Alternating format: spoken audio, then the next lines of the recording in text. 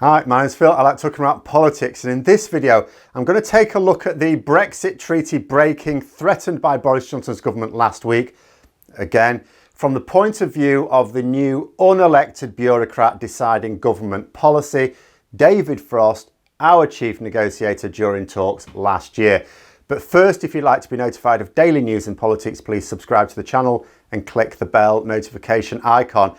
So the decision last week to announce that we would be unilaterally changing the terms of the Northern Ireland Protocol, part of an international treaty that cannot lawfully be changed without the consent of both sides, that coincided with a couple of interesting events.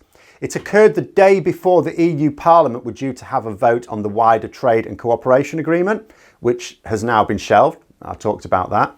But it also coincided with David Frost taking over as Brexit Minister from Michael Gove. Now, I also mentioned that, but didn't necessarily put a lot of emphasis on it, because it seems that what is happening now is not being driven by Boris Johnson necessarily. In other words, what we're seeing now, we're now believing wouldn't have happened were Michael Gove still in that position. Of course, Johnson still has to be in favour of it, but it looks like the person who's driving this is David Frost. And it was bad enough that we have an unelected cabinet minister deciding government policy. But Frost is clearly calling the shots for actual elected politicians. I hesitate to say elected ministers because that's a bit of a misnomer. There's no such thing. In the UK, just as with all parliamentary democracies, governments are not actually elected, but members are supposed to be chosen from those elected to Parliament at least. But this particular unelected bureaucrat is determining our policy and, if allowed to continue unchecked, is going to cost us dearly. And the main problem is that people just don't see it.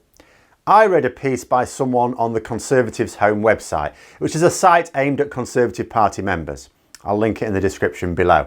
It follows this sort of narrative. So the author claims that threatening to breach the Northern Ireland Protocol last year worked as a negotiating tactic because it drew concessions from the EU.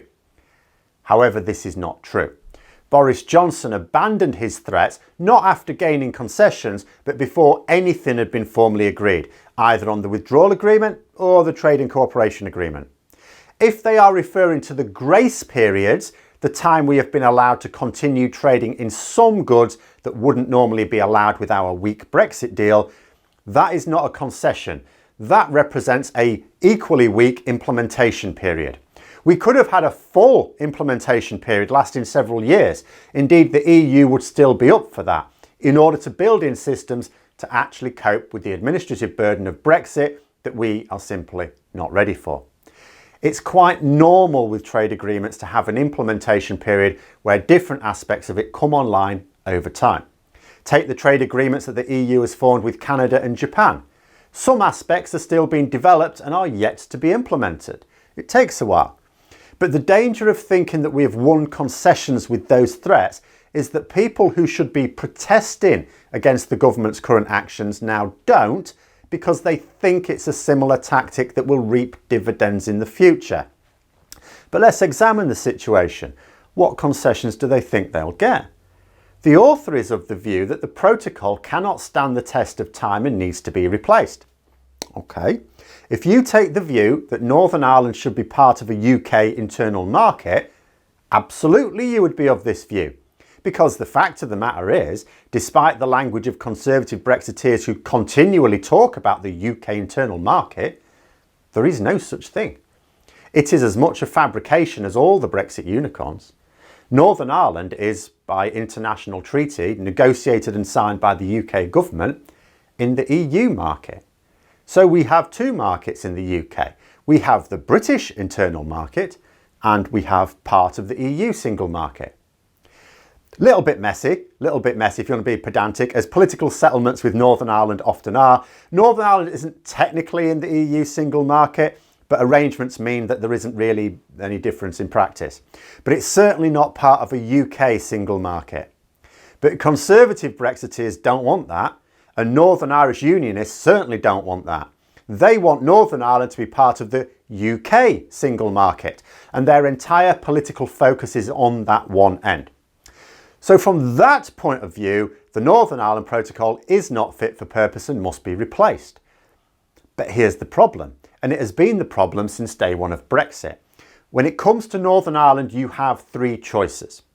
One, the UK remains closely aligned with the EU and we remain in a comprehensive customs union and the single market. This is the best outcome, but is aggressively rejected by the most influential Conservative Brexiteers. Two, we have no alignment between the UK and the EU, in which case we need customs borders wherever there is any border between the UK and EU. That means a hard border between Northern Ireland and the Republic of Ireland. This is opposed by all non-Brexit supporters, the EU, the United States, other Western democracies, Republicans in Northern Ireland, and even some Brexit supporters around the country. It is a clear breach of the Good Friday Agreement and the Withdrawal Agreement. All experts agree on that. To engineer this outcome now would be to break two important international treaties. Three, you erect a customs border between Britain and Northern Ireland, making the two areas part of different markets. You then need checks on the passage of goods between Britain and Northern Ireland, raising trade barriers inside your own country. This was also seemingly unacceptable to Brexit conservatives, but they agreed to it. But it's definitely unacceptable to Northern Irish Unionists who did not agree to it, who regard it as a breach of the Good Friday Agreement also. Now, I'm not going to say it isn't, but there has been no real legal assessment made that it was. And on that last point, I would wonder why, if Unionists genuinely think that Northern Ireland Protocol breaches the Good Friday Agreement, if they are of that view, why haven't they pushed for a judicial review until now? I mean, the Northern Ireland Protocol was agreed basically a year and a half ago nearly now. How come it's taken all this time?